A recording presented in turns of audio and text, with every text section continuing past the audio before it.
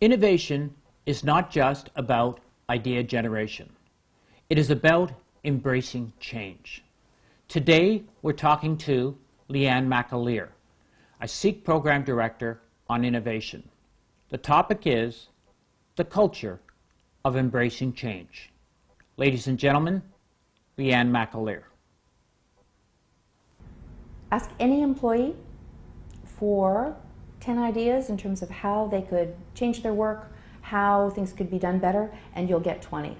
Thousands of ideas live in the hearts and minds of employees everywhere. The question is, how do you realize those ideas so they're meaningful and ultimately add value to the organization and to the people involved?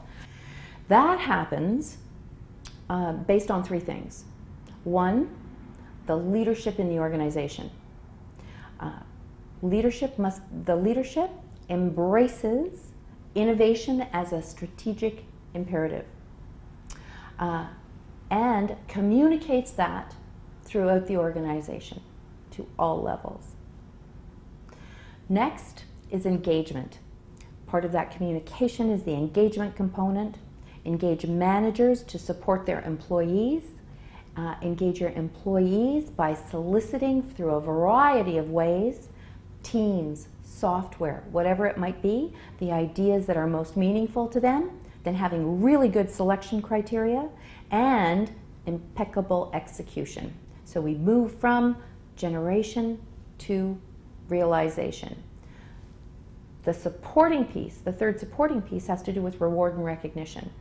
If we want people in their busy schedules to be spending this effort and energy on ideas, then we need to ensure that A, they are trained, B, they're rewarded simply for the activity, I must tell you, and recognized when those ideas come to fruition. Incrementalism, low-hanging fruit, those ideas are very easy to incorporate into an existing structure. What do you do with disruptive or not deeply understood ideas that seem to have a great deal of potential? Organizations that do extremely well in innovation are extraordinarily good prototypers.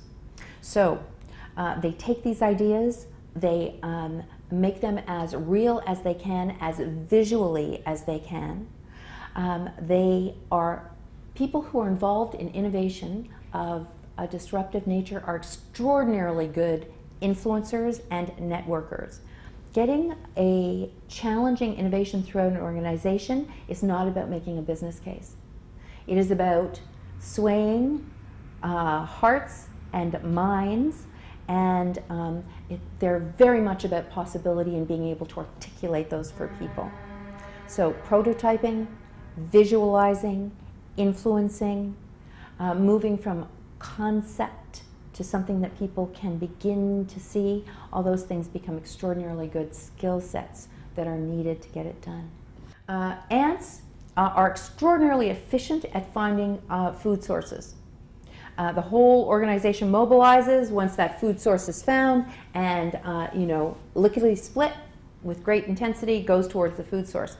However, in the research on ants, what we now know is that at any given time, even when that food source has been identified, 20% of the ants are looking for something new. So they spin it off, and that little track of ants is finding the new source, so that by the time the new source is found, the organization is ready to go.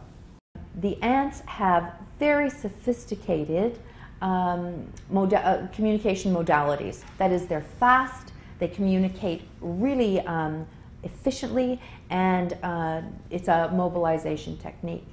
The second is that their survival is dependent on it.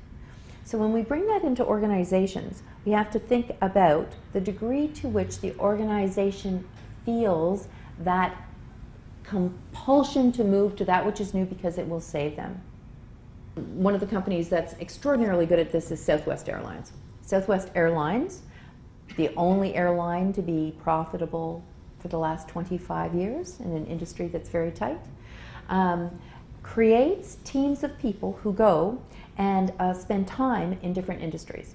So they go to the military, they go to Disneyland.